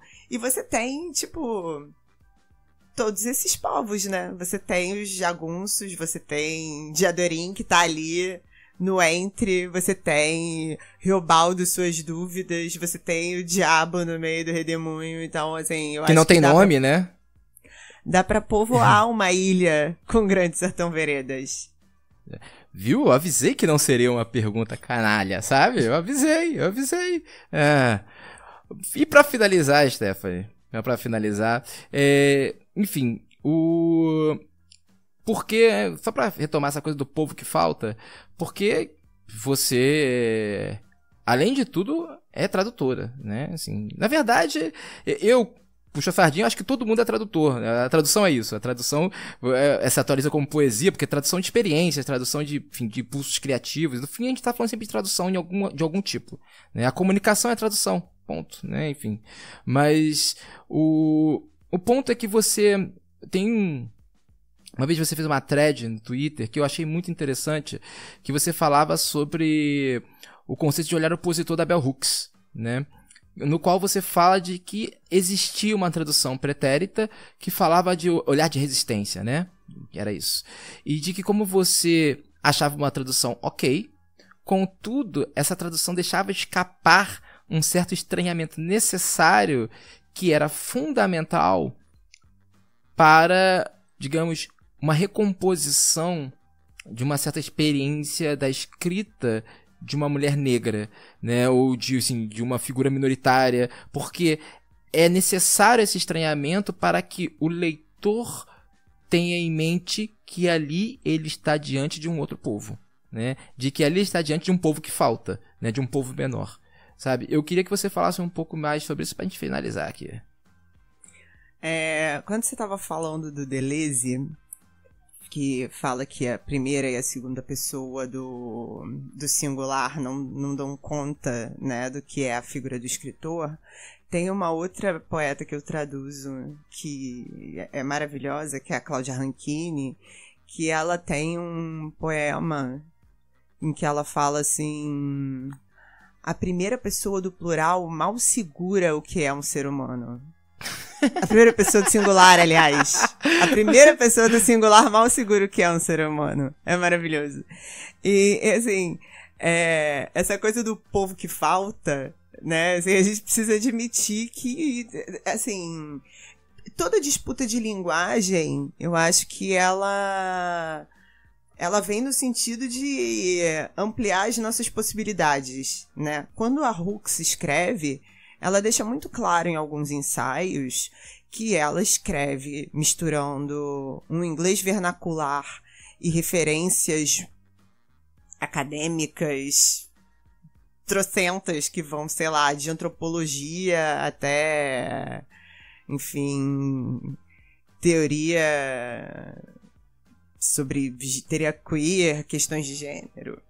Ela coloca tudo pra jogo e ainda tempera com a cultura negra ali, porque ela tá querendo comunicar uma experiência muito específica, que é ser uma intelectual que produz a partir da margem, né? A Hooks, ela veio do sul dos Estados Unidos e ela fala que ela passou a vida dela inteira ouvindo aquele sotaque, aquele inglês coloquial. Então, assim, por que não incorporar isso no texto? Então, quando ela usa oppositional, que é, tipo, tá ligado a essa coisa do opositor, do confronto, que ela tá dizendo que a mulher negra dentro do cinema é sempre um olhar de oposição, porque ela não se reconhece nas imagens de feminilidade das mulheres brancas, mas ela também não se reconhece nos estereótipos que são feitos da mulher negra, que ela tá sempre ali, ela assiste e se diverte, mas está disputando o significado o tempo todo. Eu tenho que colocar essa figura da espectadora como um agente. Essa oposição é uma recusa. E a ideia de resistência, nesse caso, ela já tá meio banalizada, né? Tá todo mundo aí falando que é resistência. Nossa, tipo, não vamos entrar nesse ponto aí não, vai. Essa tradução, ela é muito boa, enfim, mas eu acho que falta esse atrito, porque o atrito passa pela linguagem. Assim, você, quando você está pensando em antropologia, que você está falando de um pensamento que é totalmente diferente do nosso, você também está pensando que você tem que... Assim, você sabe que o que você vai colocar ali vai trazer um estranhamento, porque você está falando, sei lá, de um arcabouço de ideias que a gente não tem nem referencial para pensar. Né? A tua tradução é dessa ordem. Tipo, só que eu tô fazendo isso com a experiência negra nas minhas traduções. Quando eu tô falando da Audre Lorde, quando eu tô falando da Bell Hooks. E aí tem uma questão que é pensar como cada escolha de palavra dessas autoras carrega ali uma série de pequenas disputas que precisam ser respeitadas. Né? Precisam ser acolhidas. Se no original aquilo é para causar um estranhamento, eu tenho que fazer esse estranhamento chegar no português. Eu preciso reproduzir o atrito, entendeu? E não é que não vai ser inteligível, mas é parar e falar, pô, é isso mesmo? É um olhar de oposição? É um olhar opositor? Quem é esse opositor? Tá se opondo a quem? Sabe? Enfim, é aquilo que eu comecei a falar, eu vou dar uma volta aqui, que é muito mais uma questão de propor perguntas do que de oferecer respostas. É isso.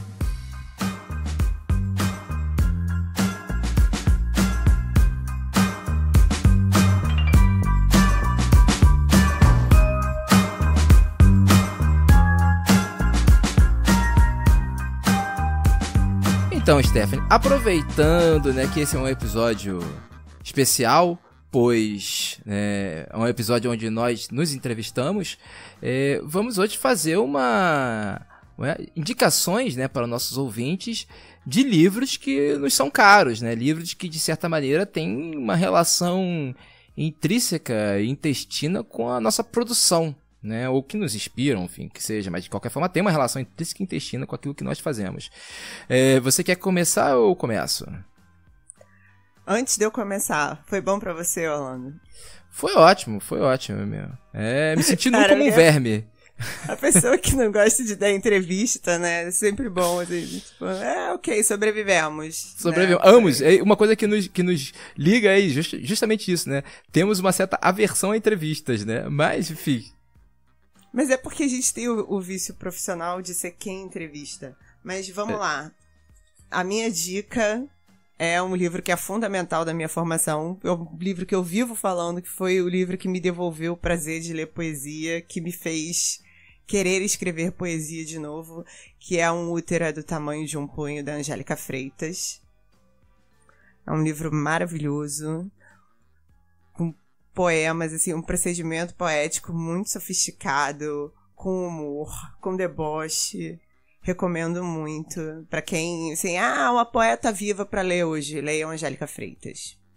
Esse livro recentemente voltou ao imaginário popular, pois ele foi alvo de censura, né, no Rio Grande do Sul, se eu não me engano, foi isso? Então, teve um pessoal que tentou impedir esse livro de ser lido pelos jovens no vestibular. Mais um motivo pra gente ler. Exatamente. Tipo, se eles não querem que a gente leia, aí que a gente tem que ler mesmo. Isso, exatamente.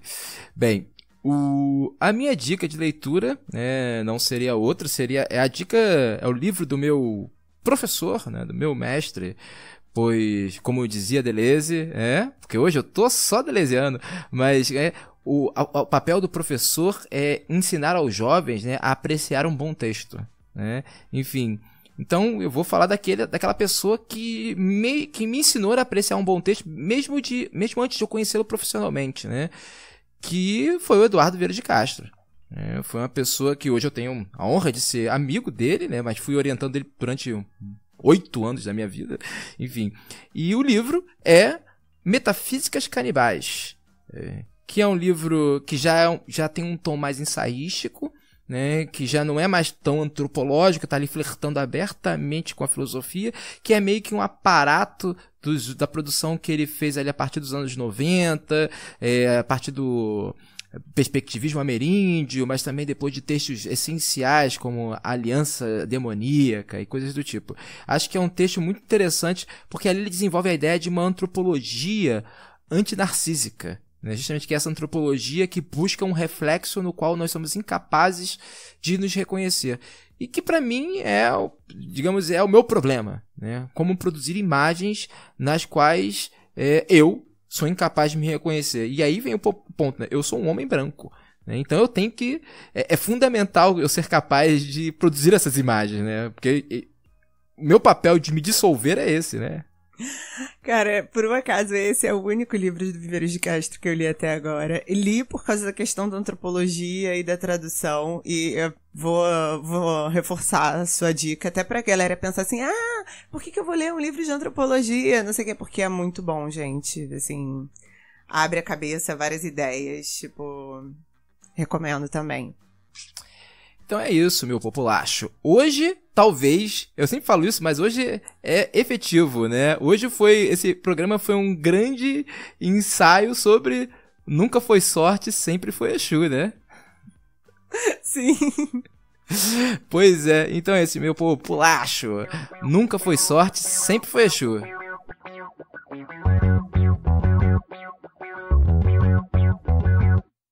Uma nova revelação, você sempre soube, mas ainda não tinha compreendido. Uma nova humanização, a nova geração, passando de mono pra estéreo, em vários tons. É sério, é sério, é sério. O microfone, meu megafone, tome emprestado. Um pouco da minha energia tem sobrando pra todos os lados. Força importante, uma força mais pra aturar a pressão que tenta esmagar somente contra a parede chapiscada da ilusão. E enxergando a realidade por detrás, depois da curva, a pesada visão torpe e obscura da humanidade em geral.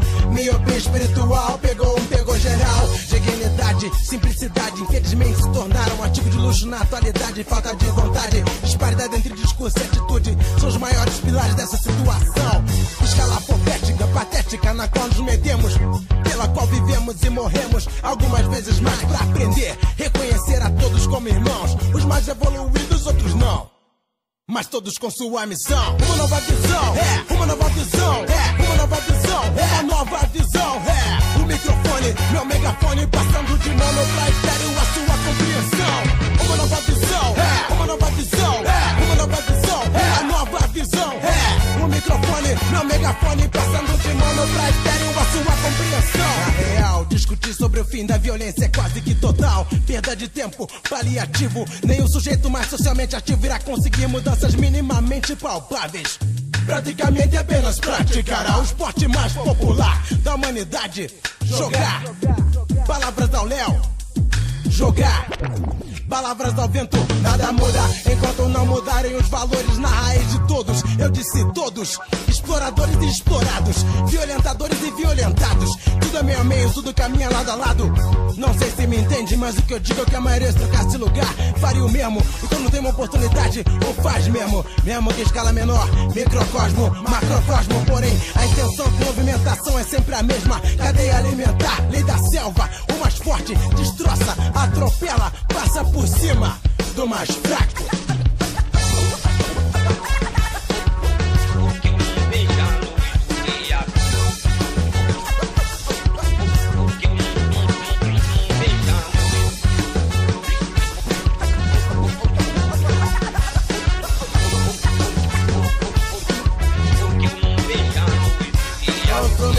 Valorização da matéria, o lado espiritual, ou seja, o real, ficou na miséria.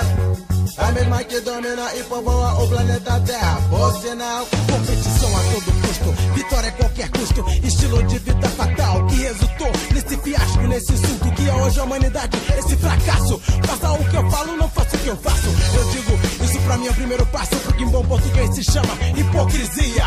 Como é no alto clero, como é em Brasília. O dedo na ferida antes de querer que a humanidade mude. Que tal mudar um pouco nosso próprio ponto de vista? Uma nova visão, uma nova visão, uma nova visão, uma nova visão. O microfone, meu megafone, passando de mono pra estéreo a sua compreensão. Uma nova visão, uma nova visão, uma nova visão, uma nova visão. O microfone, meu megafone, passando de mono pra estéreo a sua compreensão. Na ciência sem subserviência, a combinação mais poderosa desse mundo. Somos realmente uma coisa só. O efeito bumerangue tá aí, provando, levando e trazendo o que é de melhor e pior. Plantamos e colhemos em outros cantos, é aqui mesmo. Portanto, não seja dissimulado, você sabe o que está acontecendo. No centro de tudo, no centro da questão tá a preguiça, a falta de disposição pra mudar. Várias preguiças tomadas, o mundo sente o efeito. Mentalidade falida, morta viva, não tem jeito. Eu tô dizendo, é preciso quebrar as regras daqui, seguir as regras de lá, com confiança, sangue frio, sem se apavorar. Cada um no seu tempo, cada qual no seu caminho. Estradas separadas seguindo pro mesmo objetivo. Destino ou não, pelo menos no momento. Uns mais rápidos, outros lentos. Porém, no subconsciente, todos atentos. Fumigamentos ao ouvir o chamado. Eu não invento nada, só transmito os recados, fragmentos. Fábio, meu irmão, seguimos na missão. A cabeça erguida e no peito a batida que for. Meu coração é exclusivo só do meu senhor.